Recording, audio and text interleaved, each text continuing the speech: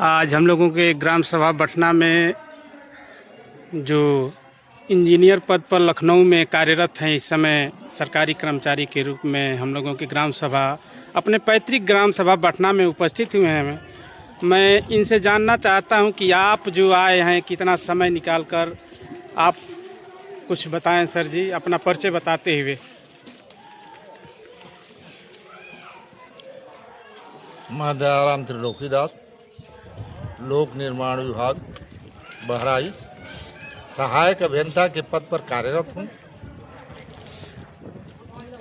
सरकारी कर्मचारी होने के नाते सरकार की नीतियों का पालन करना, साथ ही साथ सामाजिक दायित्वों का निर्वहन करना मूल कर्तव्य है। सरकार की नीतियों का पालन होना और बाबा साहब की योगदान दोनों को लागू करना और निर्देशित करना दो अलग चीज़।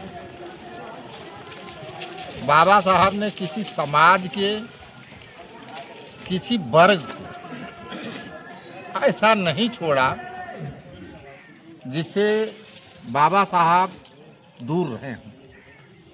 इंजीनियरिंग सेवा से लेकर के इंजीनियरिंग सेवा में रिहांद बांध परियोजना, नांगल बांध परियोजना, जल विद्युत ऊर्जा, पन बिजली परियोजनाएं, सामाजिक शैक्षिक शिक्षागत नीतिगत न्यायगत सबका तर्कपूर्ण आर्थिक समावेश करते हुए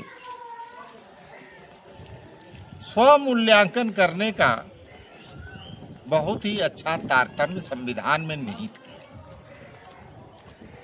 जिसको हम किसी भी पद पर रह करके समाज के दायित्वों का निर्वहन करके सरकार की नीतियों के अनुरूप पालन कर सकते हैं, जिससे समाज का विकास संभव है। जहाँ तक बात है SC/ST फेडरेशन के लिए बाबा साहब को बदनाम किया जाता है, ऐसा नहीं। बाबा साहब ने मूल रूप से 85% लोगों को आरक्षण दिया, साथ ही साथ 50% महिलाओं का जो हमारे सामाजिक वर्चस्व में योगदान है। 15% की महिलाएं भी 7.5% होती हैं। 92% का निश्चित रूप से डायरेक्ट कनेक्शन है इस आबादी पर। फिर भी जो पढ़े लिखे बुद्धिजीवी हैं, उनका मानना है इस संविधान के तहत भारत के जितने भी वासी हैं, जो पुरानी संस्कृत पद्धति थी जीवन यापन की, दिनचर्या की एक जो कड़ी थी मनुस्मृति, वो समाप्त हो गई 1927 में। आज शिक्षा का अधिकार बाबा साहब के संविधान से ही ब्राह्मण क्षत्रिय वैश्य सबको मिलता है, उनकी पैतृक आज़ादी से नहीं मिलता। पढ़े लिखे बुद्धिजीवी वे भी मानते हैं अगर बाबा साहब की शिक्षा संविधान को हटा दिया जाए तो हमें भी शिक्षित होने का अधिकार नहीं मिलता। सिर्फ हम शिक्षित हैं, उच्च पदों पे हैं, सामाजिक दायित्वों का निर्वहन कर रहे हैं, तो बाबा साहब के संविधान की ताकत से कर रहे हैं। अगर संविधान नहीं होता इस भारतवर्ष में हम सामाजिक समरसता का पालन नहीं कर पाते।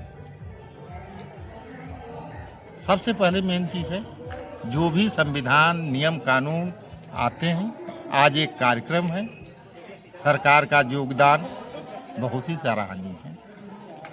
ये लागू न होने से कुछ चुने हुए ग्रामों में इच्छुक लोगों के यहाँ कार्यक्रम संचालित होता था।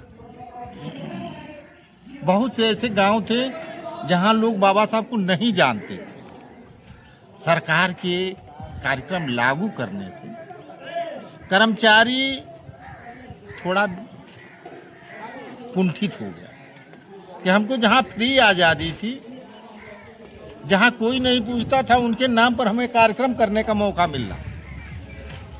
तो सरकार का सोच बहुत ही बेहतर है। सरकारी नीतियों के अंतर्गत सरकार का सोच है सबका साथ सबका विकास। बाबा साहब की 135वीं जयंती पर देश के सभी निवासियों को हार्दिक शुभकामनाएं।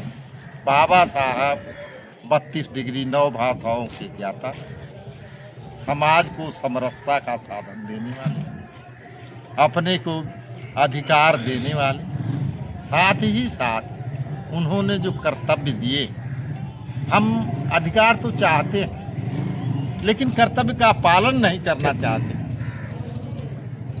हम पिछड़े इसलिए अधिकार के साथ साथ अपने कर्तव्यों का पालन करें, हमारा विकास सर्वांगीण होगा। हम शिक्षित बने, संगठित हों, संघर्ष करें, यह सामान्य फार्मूला है। लेकिन जब तक हम शिक्षा के महत्व को नहीं समझेंगे,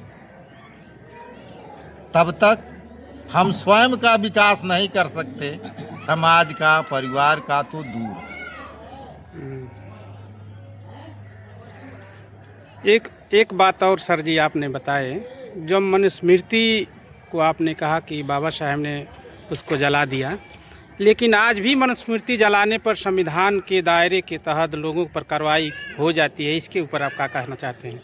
यह जो भी है, जो जिनको संविधान की जानकारी है,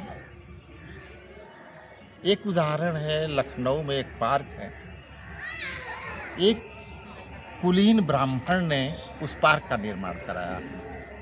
आज भी उसका जो है 1.5 घंटे का स्पीच है, अपना निजी पैसे से लगा करके बाबा साहब का पार्क बनाया है। उसने उसके स्टेटमेंट हैं।